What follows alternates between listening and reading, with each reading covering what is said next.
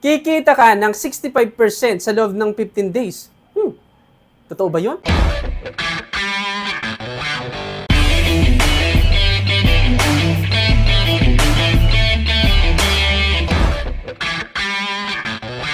Hi Keto Nation! Welcome to this video. Ngayon pag-uusapan natin ang isang platform na nag-o-offer ng investment pero DTI lang ang lisensya. So ito ay ang Elevate Global. Para sa mga wala pang idea dito, ang Elevate Global ay isang online platform na nag-o-offer ng investment opportunity. Kasama dito yung affiliate o networking program. Ngayon, paano ka ba ikita dito? So mayroon kang dalawang paraan, okay?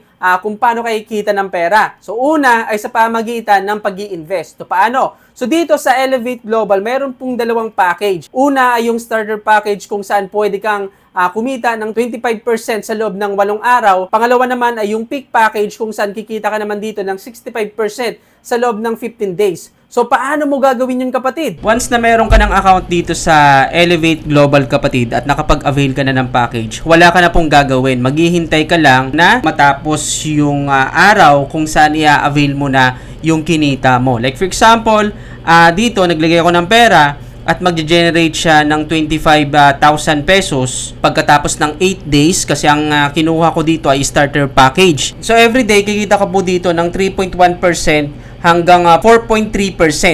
So yan yung kikitain mo. Once na matapos na yung 8 days, pwede mo na itong ma-withdraw. So ibig sabihin, wala ka nang gagawin dito, maghihintay ka lang, then kikita ka na. So ganun lang kadali, kapatid. Pangalawang paraan kung paano kikita dito ay sa pamagitan ng pag-recruit ng tao o pag-refer ng tao. So magkano naman yung kikitain mo dito? Once na makapag-recruit ka ng tao ng direct referral mo, ay kikita ka dito ng 10% kung magkano yung i-invest ng na-recruit mo. Like for example, nag-invest siya ng 1,000 pesos yung recruit mo, doon kikita ka ng 100 pesos. Pagdating naman sa mga indirect referral mo, ibig sabihin ito yung mga recruit ng direct referral mo pababa. Okay? Sa second level hanggang fourth level, kikita ka ng 1.5%. At simula sa 5th level naman hanggang 10th level, ay kikita ka naman dito ng 1%. Ibig sabihin, the more na nakakapag-recruit ang mga nasa ilalim mo, basta under ng community mo, kikita ka doon hanggang 10th generation. Ang tanong naman dito, okay, legit ba ito? Marangal nga ba talaga ito? Kung ako yung tatanungin, kapatid, kung legit nga ba yung Elevate Global, masasabi ko na hindi, kapatid. Okay? Isa ito sa mga platform na kailangan nating iwasan. Paano ko nasabi? Pag-usapan natin yung mga red flag na nakita ko dito. Unang red flag na nakita ko dito ay yung lisensya nila. No? Ang pinapakita nilang lisensya ng Elevate Global ay DTI lang. Ito nakikita mo dito. Okay? Dito, magsasaliwa na, kapatid, kapag DTI lang yung lisensya. Kasi kahit solo ka lang sa negosyo, basta tumatanggap ka ng investment mula sa ibang tao, ibig sabihin, yung mga kliyente mo ay naglalagay ng pera sa platform para kumita sila kahit hindi sila directly involved o sa operation, kailangan pa rin o required na kailangan registered ka sa SEC at mayroon kang secondary license kahit solo ka lang dyan, kapatid. Bakit? Kasi base sa Securities Regulation Code dito sa Pilipinas,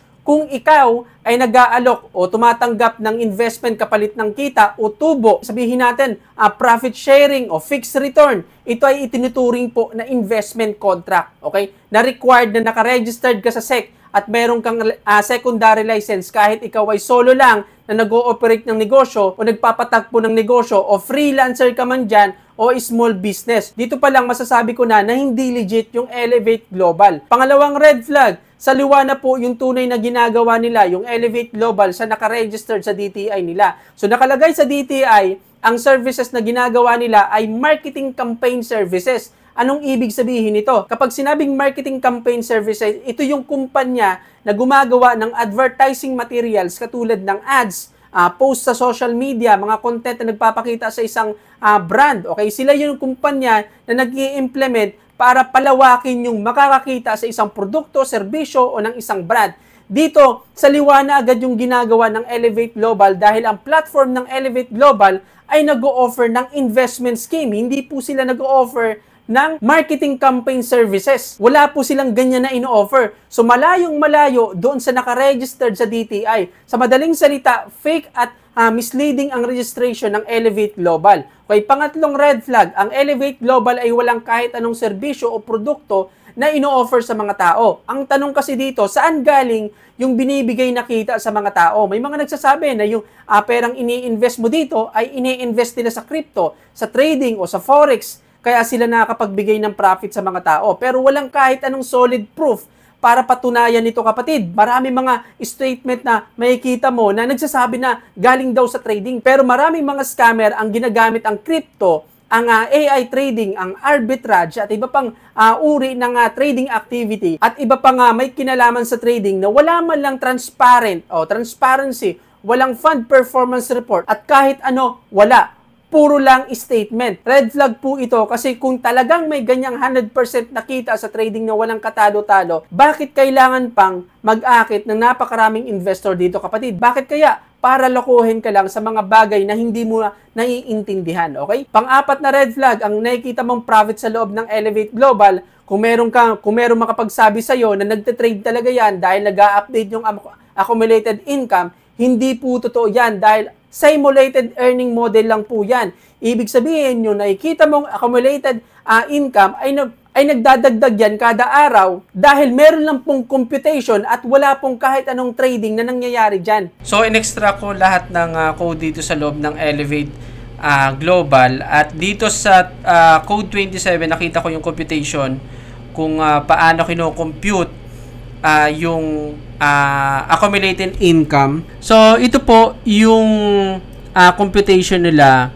kung paano nag-accumulate yung income doon sa loob ng Elevate Global. Computation lang yan, kapatid, na yung itong S ay nagre-represent po yan ng completion value. Itong R na to, yung total expected income, at yung N naman hanggang dito, yan po ay ginagamit para makuha yung kasalukuyang oras ng animation. Okay? Kumbaga, time difference po yan sa pagitan ng kasalukuyang oras at yung completion date ng package. So, ibig sabihin, yung profit na nakikita mo doon ay kinukompute lang po yan base sa logic. Sa madaling salita, simulated animation lang po yan, simulated income model, kung saan yung income ng user ay nagbabago batay sa isang time-based animation.